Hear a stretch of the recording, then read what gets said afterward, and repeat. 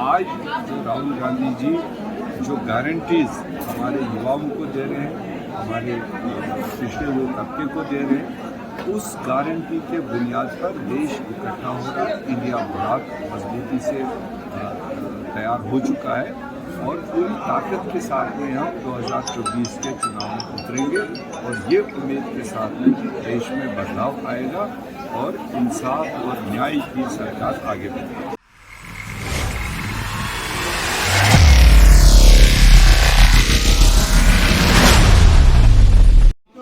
समिति की बैठक संपन्न हो गई है, क्या उम्मीद है कब तक टिकट की घोषणा होगी और क्या हमने शायद 5 तारीख से शुरू किया था। तमाम लोकसभा सीटों पर हमारा संगठनात्मक प्रिपरेशंस क्या है इसकी समीक्षा बैठकें सब जगह ये करना 14 के 14 सीटों पर है। और फिलहाल फेज़ 1 पर हमने ये 7-8 सीटें दी थी जो आज कंप्लीट की है और कुछ दिनों के बाद में बाकी जो बैलेंस सीटें हैं उन पर भी पूरा टीम जाएगा।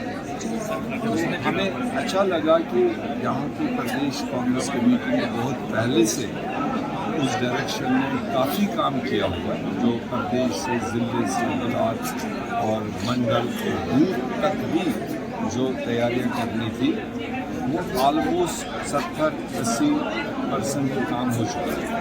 अब आज के बीच में हम थोड़े से यहाँ की सरकार व्यवस्था की गई थी उसमें थोड़ा टाइम चला गया।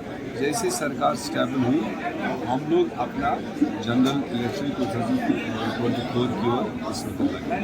तो मुद्दा सब जगह यही आ रहा है कि जो आज की मरकज़ी सरकार है उसने नौजवानों के साथ एक किस्म से धोखा किया, अन्याय किया, महिलाओं के साथ अन्याय हुआ, व्यापारियों के साथ अन्याय हुआ, पिछड़े तबके के लोगों के साथ में धोखा दिए हुए। ये सारा इस वक्त हमारा भारत देश महसूस कर रहा है और इन्हीं सारी चीज़ों को लेकर के कांग्रेस पार्टी राहुल गांधी जी की क़यादत में एक नहीं 2 पद यात्राएँ या न्याय यात्राएँ चलाई गई, जिससे इस वक्त देश कम्प्लीटली उनकी क्रेडिबिलिटी, उन्होंने जो भी पहले कहा देश के बारे में, देश के आने वाले खतरात के बारे में, वही चीज़ होता है। उसी तरह से आज जो राहुल गांधी जी जो गारंटीज हमारे युवाओं को दे रहे हैं, हमारे पिछड़े हुए तबके को दे रहे हैं, उस गारंटी के बुनियाद पर देश इकट्ठा हो रहा है। इंडिया बहुत मजबूती से तैयार हो चुका है और पूरी ताकत के साथ में हम 2024 के चुनाव में उतरेंगे और ये उम्मीद के साथ में कि देश में बदलाव आएगा और इंसाफ और न्याय की सरकार आगे बढ़ेगी। झारखंड में कब तक घोषणा हो जाएगी? नॉर्मली इलेक्शन अनाउंस होने के बाद में वो अभी इलेक्शन कमीशन ने नोटिफिकेशन भी नहीं दिया। अब कुछ लोगों को डिस्परेशन है क्योंकि उनको अपनी करतूतों के बारे में पता है कि देश इस वक्त एनॉयड है, हमारे से खफा है, तो वो उस तरह ऐसे करेंगे और ऐसे ऐसे लोग भेजेंगे कि 4 दिन पहले करने से कोई वो तो जनता यहाँ से फूल माला पहना के नहीं भेजेगी।